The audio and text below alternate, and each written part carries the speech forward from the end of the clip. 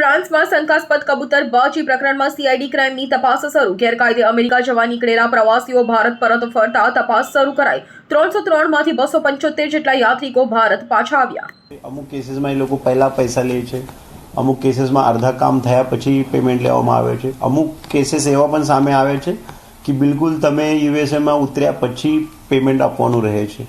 તો અલગ અલગ એજન્સીના અલગ અલગ એમઓ છે, લોકોની જરૂરિયાત કેટલી છે, લોકો કેટલા સામેવાળા સઘન છે, એની ડોક્યુમેન્ટ્સમાં શું ક્ષતિ છે, ડોક્યુમેન્ટ્સ કેવી રીતે બનાવવામાં આવે છે, કેટલા ફોર્જ ડોક્યુમેન્ટ બનાવવામાં આવે છે, એના આધારે એનું રેટ નક્કી થતું હોય.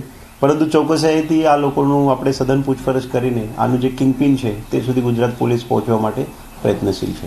અચ્છા સર, આજે ગુજરાતીઓ જે પકડાયા છે તો આપણે ઇન્ડિયન એમ્બેસી કે પછી મિનિસ્ટ્રી ઓફ હોમ અફેર્સ દ્વારા કોઈ વિગત જાણકારી આપવામાં આવી છે તો આપણે અમારા Gujarat police bureau of immigration અને ભારત સરકારની જે એજન્સી એના સાથે સંકળાયેલ છે એના સાથે અમે કોન્ટેક્ટમાં છીએ. તો તમે જાણો છો કે માંડ 1.5-2 દિવસમાં આ લોકોનું વિમાન પૂરું અને પૂરતા માણસો સાથે પરત મુંબઈ ખાતે આવેલું છે. એટલે આમાં ભારત સરકારે મારું માનવું છે કે મોટા પ્રમાણમાં પ્રયત્નશીલ રહ્યા હશે અને તે જ રીતે આપણે ગુજરાત પોલીસ અહીંયાના જે નાગરિકો છે એને આપણે ભોગ બનનાર તરીકે જ ગણીએ છીએ.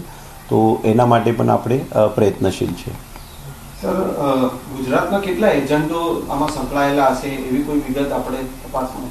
હાલ સુધીના તપાસમાં અમારા પાસે જે રો માહિતી છે એ માહિતી છે, પરંતુ જે સુધી આપણે તપાસના ઊંડાણપૂર્વક અને છેક સુધી જે ભોગ બનનાર છે એની 1-to-1 વ્યવસ્થિત ઊંડાણપૂર્વક તપાસ નહીં કરી શકે તે સુધી મારું માનવું છે કે જે ગુજરાતના અથવા સાઉથ ઇન્ડિયાના છે, નોર્થ ઇન્ડિયાના છે, પંજાબના ઘણા બધા લોકો પકડાયેલ છે. તો એ ક્યાંક ને ક્યાં એકબીજા સાથે સંકળાયેલી એજન્સી છે.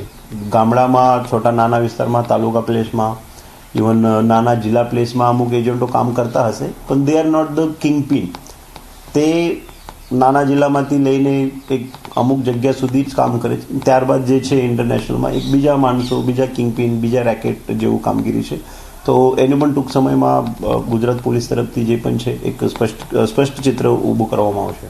અમારી તમામ માહિતીથી અપડેટ રહેવા માટે જોડાયેલા રહો S9 ન્યૂઝ સાથે.